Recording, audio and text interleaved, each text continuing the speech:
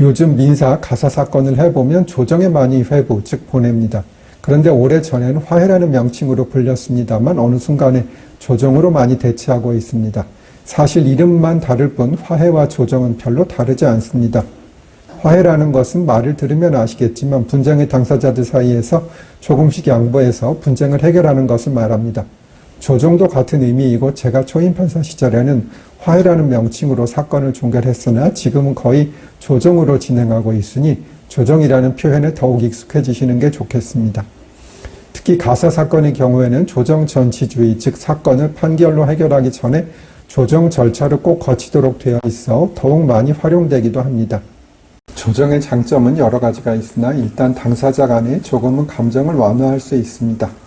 사실 재판이 3세판이라 대법원까지 갈 수도 있고 그러면 기간이 심하면 5년 이상이 걸리기도 하고 그동안의 스트레스와 변호사 비용을 생각하면 조금 양보해서 조정이 되더라도 판결보다 여러 면을 고려했을 때 더 좋은 결론이 될 수도 있습니다.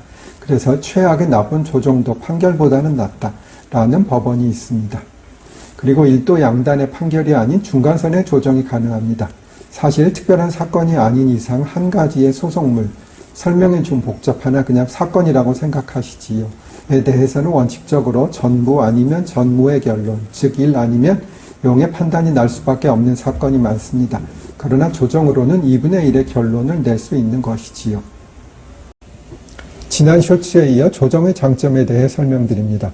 조정 조항은 판결로 할 수 없는 여러 가지 유연한 것이 가능합니다.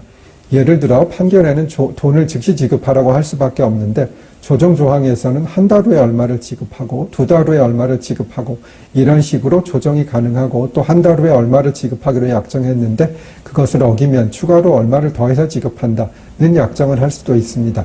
그리고 조정을 했는데 약속을 어기면 어떻게 하냐고 문의하시는 분들이 있는데 조정이 확정되면 판결과 같은 효력이 있기 때문에 그것을 가지고 강제 집행을 할 수 있습니다.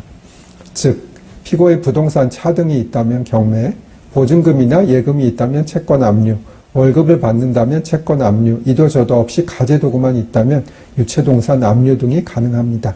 다시 조정에 대한 설명으로 돌아갑니다. 조정 조항에는 판결에 들어갈 수 없는 조항도 가능합니다. 예를 들어 부재소 합의, 앞으로 원피고는 특정한 분쟁과 관련하여 또는 과거의 모든 일을 가지고 일체의 소송, 진정 등을 하지 않는다 라는 것이 가능하고요. 다만 미래에 발생할 모든 일을 가지고 소송을 하지 않는다는 것은 효력이 없습니다. 이미 발생하지 않은 일에 대해서 모든 재판 청구권을 포기하는 것은 무효라고 볼 여지가 많기 때문이지요. 또한 이혼 사건의 경우는 원피고는 과거의 잘못을 모두 잊고 잘 살기로 한다 라는 조정이 가능합니다. 판결문에서는 이런 내용의 주문, 즉 판결의 결론이 나올 수는 없습니다. 원고의 이혼 청구를 기각한다 라는 주문이 나갈 뿐이지 앞으로 잘 살라고 판사가 이유에라도 쓸 수가 없는 것입니다. 사건에 따라 성질상 조정이 불가능한 것이 있습니다. 일반적으로 자신이 스스로 포기할 수 있는 것은 조정이 가능하다고 생각하면 되겠지요. 따라서 친자관계에서 내 자식임을 포기한다거나 자식이 아님에도 인정한다는 것은 성질상 조정이 안 되는 것이지요. 이러한 친자관계 소송은 친생자관계 존재나 부존재 확인 소송입니다. 이런 소송에서는 조정이 되지 않는 것입니다. 그런데 제가 단독 판사할 때 옆에 판사님이 지금은 고위직에 계신데 처음 가사 사건을 하고 경험이 없으실 때 친생자관계 조정을 성립시켰다고 하시네요. 그래도 어쨌든 조정이 성립되면 판결과 같은 효력이 있으니 가족관계 등록부가 정정이 되기는 했을 겁니다. 그리고 조금 다른 관점이긴 한데 상속 개시 전에 상속을 포기할 수는 없고요. 인지청구권도 부모, 자식 간의 천륜이니 이를 포기할 수 없습니다.